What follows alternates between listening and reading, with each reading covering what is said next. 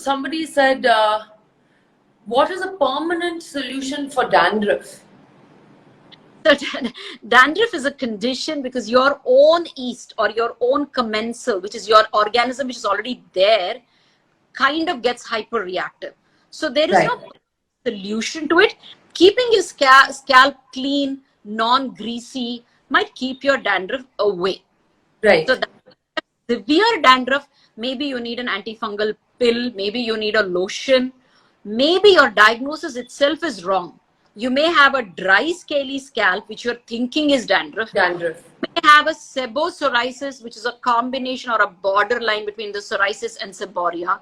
So you actually need an expert or a dermatologist to be able to diagnose.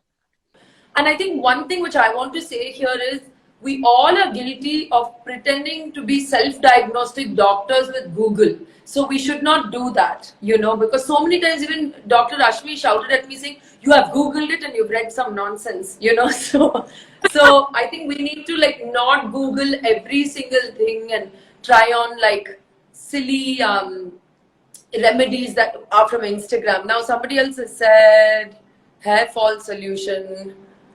That again is depending on, you know, what kind of scalp, what kind of issues. Best. Someone is like basic coconut oil is the best. Yeah, it really is. Yes, and especially like she said, gut. We all forget gut when it comes to skin. It's a huge part. You eating right, wherein that fiber is what feeds your good bacteria in the stomach, which is your commensals.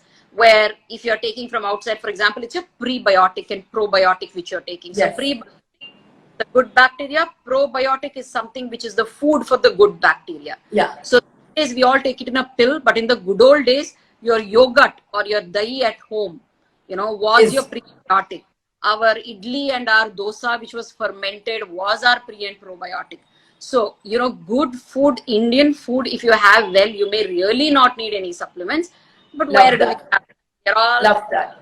The question somebody's asked is, actually, I really love this question. I think, you know, there are people with full-blown acne, but there's a lot of us who have tiny bumps only on our forehead. Can you please explain this mystery to us? So the first thing is, it's usually when you have dandruff that irritates your scalp, and then you could have those tiny bumps, number one. Two, around the turn of your age, like 13, 14, 15, we have all had that, because that's when your glands are just about stimulated by the hormones. So what if you're in your 30s like me and you have that and I've taken care of my dandruff, then it's just... Then it's the who still is like a child inside. So that is that. No, it could also be sometimes that the skin is actually dehydrated from within. And then you're ending up using a wrong product.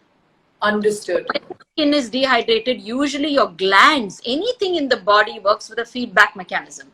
Right. So if the skin is dry or dehydrated, the gland thinks oh my God, they are dehydrated.